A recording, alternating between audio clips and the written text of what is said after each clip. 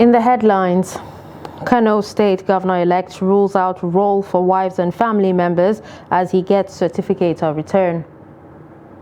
CBN asked to pay compensation for lives lost to Naira's scarcity. President Buhari swears in Solomon Arase as Chairman Police Service Commission. And on the foreign scene, Senegal's opposition says protests will continue as leader Sonko's trial set to resume. Hello and welcome to Trust News Update. I'm Darshan Hussaina Usman.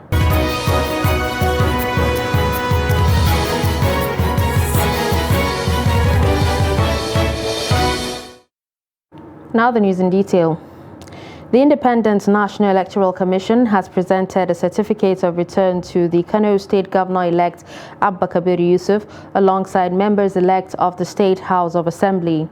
The NNPP candidate polled 1,019,602 votes to defeat the APC candidate Nasir Yusuf Gawuna, who garnered 890,705 votes. Receiving the certificate, the governor-elect calls on his co-contestants to join hands with him to rebuild the state, saying his wives and family members will have no role in his government. Trust TV correspondent Idris Jibrin reports. That was the INEC resident electoral commissioner in Kano issuing certificate of return to Abba Kabir Yusuf of the New Nigeria People's Party, who was recently declared the winner of March 11 governorship election in Kano. According to the governor-elect, the most important aspect of his victory at the moment is the development of Kano State by carrying everyone along, irrespective of their political loyalty. The election period is over. It's now time for all of us to join hands together with a view to offering lasting solutions to a myriad of problems bedeviling our dear state. For us in the NNPP, it is a no victory, no victory. While commending the Independent National Electoral Commission for ensuring free and fair election, the elected governor assured that his incoming administration intends to ensure meaningful development of Kano State across all sectors. And we must work together to ensure that Kano regains its right to its consolidation in education, healthcare, agriculture, commerce, and industrialization, water supply, security, and the environment. Meanwhile, 40 members of the State Assembly have equally received their certificate of return, after which they promise to continue to ensure adequate representation of their people. You see, thank God, during the campaign we have realized there are new challenges, more especially in terms of youth consciousness and self-employment. So, inshallah, we are going to do our best to make sure our youth are empowered, our people are truly and adequately represented. Hundreds of party supporters stormed the INEC headquarters to witness the ceremony. Idris Jibrin, Trust TV News, Kano. The Kwara State Governor Abdurrahman Abdulrazak has received his certificate of return following his victory at the March 18 governorship polls and assured Kwarans that he would remain responsive and empathetic to the yearnings of the citizens as he has always been. The governor received his certificate of return alongside the Deputy Governor Kayode Alabi, Speaker of the House of Assembly Yakubu Saliu Danladi, and other members-elect. The governor, after receiving his certificate, said it represents the collective decision of the people to push forward the agenda for sustainable development in Kwara State.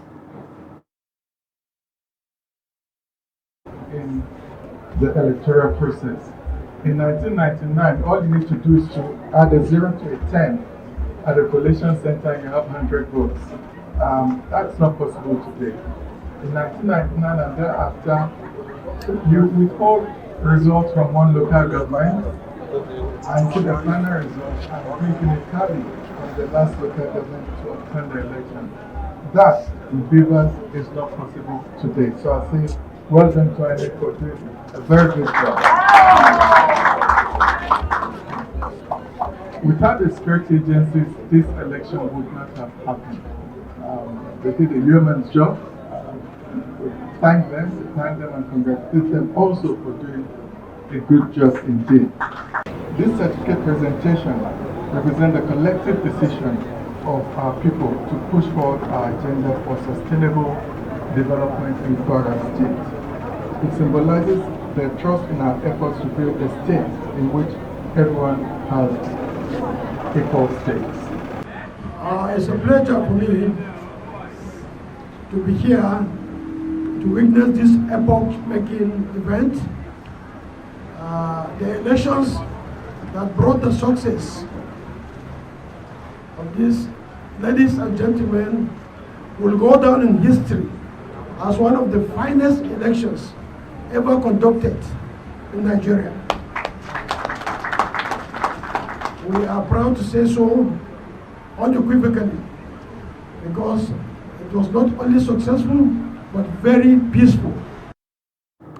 Still in politics, some political parties at the just concluded general elections in Bauchi State have faulted the Independent National Electoral Commission for alleged irregularities, which they say led to the cancellation of results at various polling units across the state.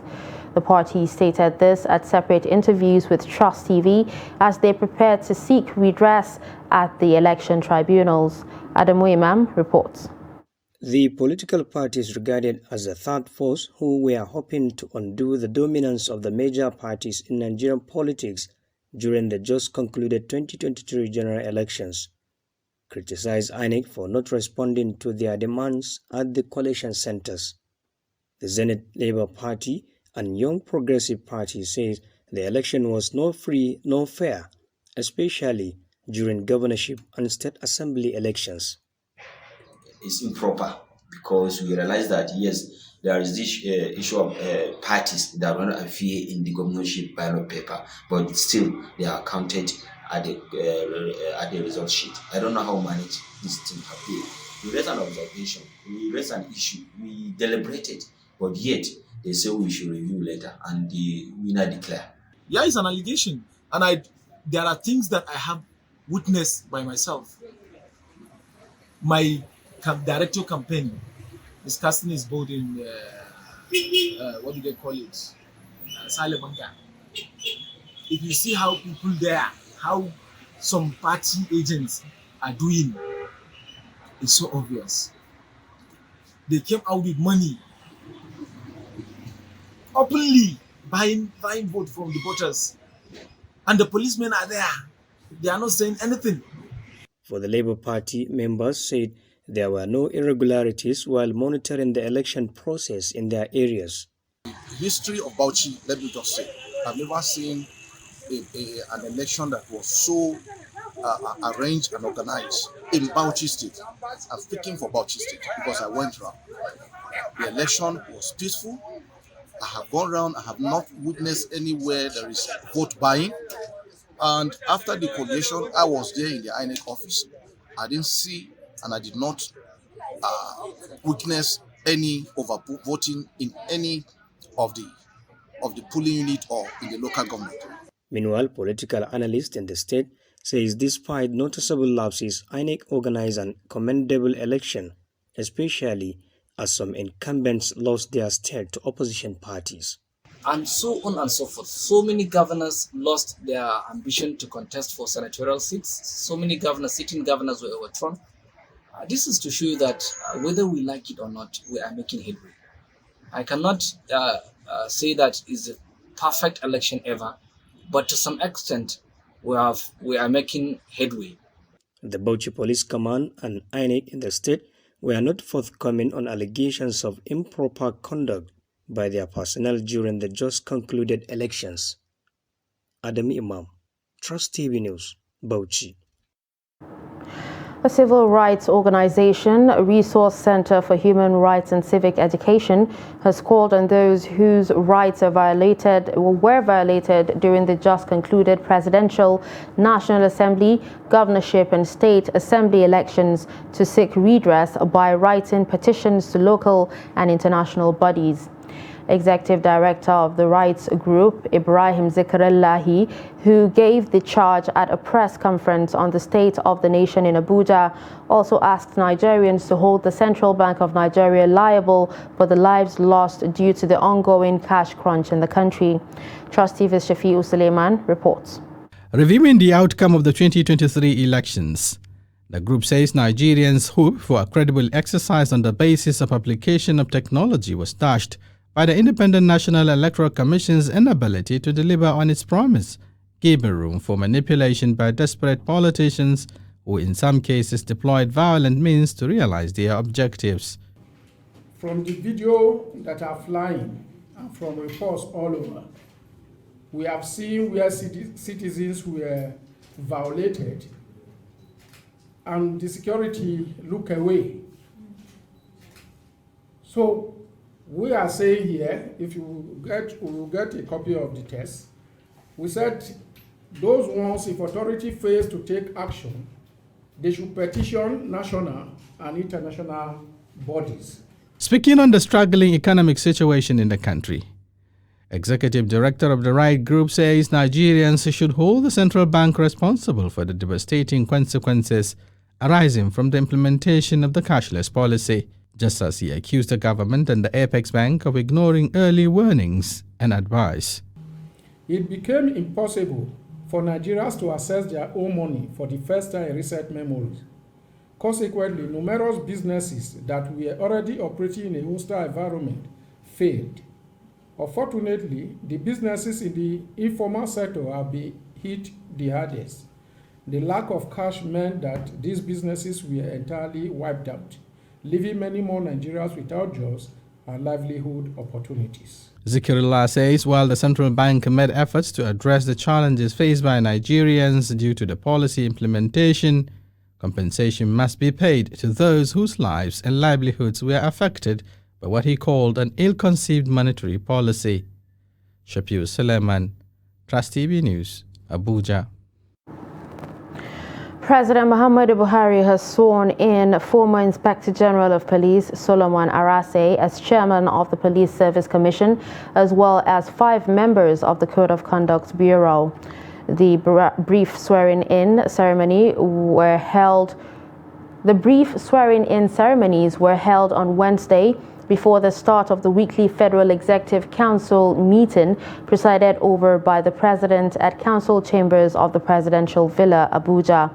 Former IGP Arase took over as chairman of the commission following the resignation of another former Inspector General of Police, Musiliu Smith. Arase, 65, who retired in 2016, is the 18th Indigenous Inspector General of Police. He was in office between April 2015 and June 2016 and had served in various capacities, including as head of the Criminal Intelligence and Investigation Bureau, the foremost intelligence gathering unit of the Nigerian police. The welfare of my men, will be paramount, in all the decisions that we are going to take. It is because of them that we are there. So we'll ensure that we'll continue to put our international and local expertise at their disposal. I will be strong on training, retraining in different areas, especially alternative dispute resolutions. And the issue of discipline will be taken very seriously. I will not want a situation where civil transactions are criminalized. So any officer who, steps out of the line, there are going to be consequences. But at the same time, they are my colleagues and children. So I'm going to make sure that I sharpen their skills. I make them to start having self-confidence in themselves. With more training, the trust gap between members of the public and the police, will be bridged. And I think that is what I want to really drive to make sure that members of the public, they continue to cooperate with the police forces, see them as, part of, the larger society. Every policeman, before he became a policeman, was a civilian. When he retires, just like I did some 7 years ago, will become a civilian too. And the benefits that are derivable, from good conduct of police officers, you continue to reap it, when you retire. So that is exactly what I think I'm going to, emphasize. In crime, Chinese national Frank Geng Quaran, accused of killing his girlfriend Umu Kulsum Buhari in Kano, has admitted to using a knife to stab her to death.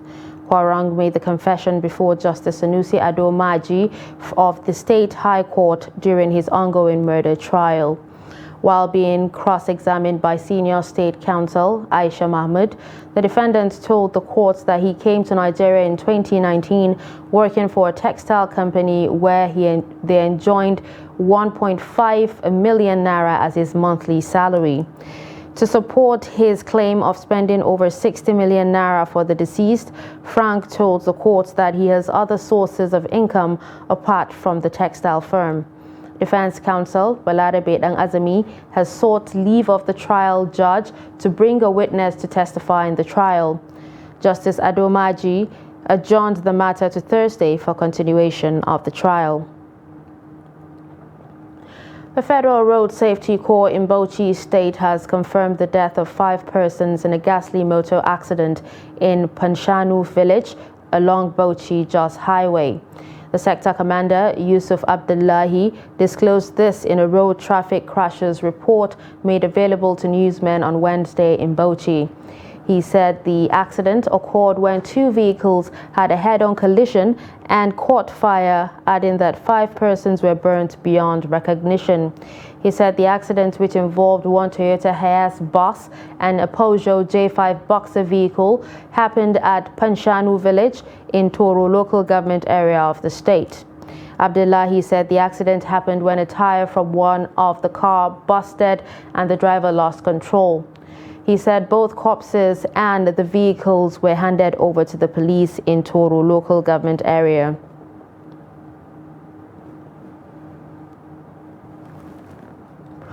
You're still watching Trust News Update. Coming up after the break. Imagine a menstrual cycle without sanitary pad. Stay with us.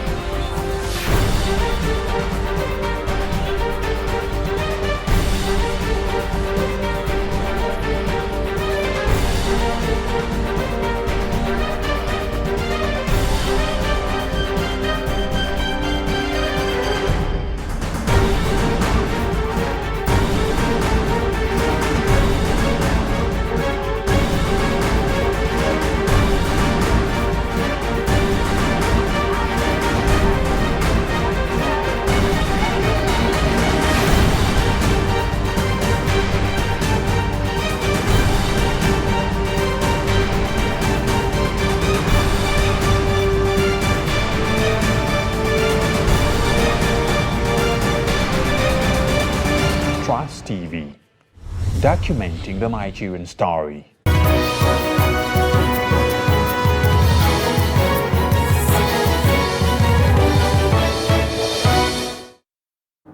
Welcome back and thanks for staying with us. You're still watching Trust News Update, a recap of our stories. We told you that Kano State Governor-elect rules out role for wives and family members as he gets certificate of return. We also told you that CBN asked to pay compensation for lives lost to Naira scarcity. Moving to more stories, parents have been admonished to educate and sensitize their children on menstrual hygiene and safety measures to enable them overcome the challenges that come with menstruation. Representatives of a non-governmental organization gave the admonition while distributing sanitary pads to over 300 female secondary school students of Government Girls Secondary School, Yola. Salis Lawan has reports. The benefiting students were between the ages of 15 to 20, while the sensitization centered on personal hygiene. Our mission is to create a space for a woman to be empowered through skill acquisition, through seminars, through trainings, and lots more. And our principal aim is to give a woman, a lady, a financial freedom. Personal hygiene includes a lot of things, but let's go to the main one, the primary one. Number one, it includes brushing your teeth, taking your bath regularly. That's 2 times in a day, right? They explain that the surge in the price of sanitary pads and the general economic situation of the country necessitated the distribution of sanitary pads to the girls. We are here to donate pads to these young girls so that we can be able to help them and then teach them on how to take care of their personal hygiene and how to use these sanitary pads and how to dispose it. In fact, I'm very, very happy because this is a very nice program. I wish the program was even started earlier than this, because this is a girls' school, and the students, they will soon become women, of which they will be in their husband's house. While appreciating the gesture, some of the benefiting students said they usually miss classes due to their inability to afford the sanitary pads on their own, and pledged to step down the knowledge gain to other girls. It will help a lot because as now pad is very expensive and it's hard to get money to buy, and it will reduce financial burdens on my parents. They taught us personal hygiene is taking care of our body, and it includes to brush our teeth, bath regularly, and as a girl, as a woman, I need to take my bath 2 to 3 times in a day. And they also taught us something about our menstrual period, how to keep our menstrual tracks, and also how to take care of myself during my menstrual cycle. Stakeholders lauded the effort of the donors, saying it was a good gesture that is worth emulating. Salis Lawan, Trust TV News, Yola. President Muhammadu Buhari has inaugurated the first oil drill of the Ebenyi A exploration well in the Middle Benue Tro in Obi local government area of Nasarawa State. Buhari, who performed the inauguration virtually, called on the NNPCL and partners to address environmental issues arising from the exploration. Chamunda Bang reports. The project, which was virtually commissioned by President Muhammadu Buhari, has opened a new vista of opportunities for the community, the state, and nation as a whole. Benga Komolafe, who represented the Minister of State for Petroleum Resources, Timipre Silva, stated that the project was a first of its kind in the Middle Benue Trial. We are optimistic of hydrocarbon discovery upon drilling to the prognosed total depth.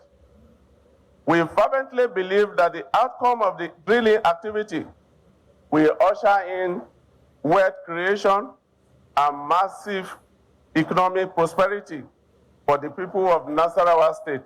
Addressing the audience virtually, President Buhari expresses optimism and gratitude to the Nigerian National Petroleum Commission Limited and all participating parties for bringing the project to fruition.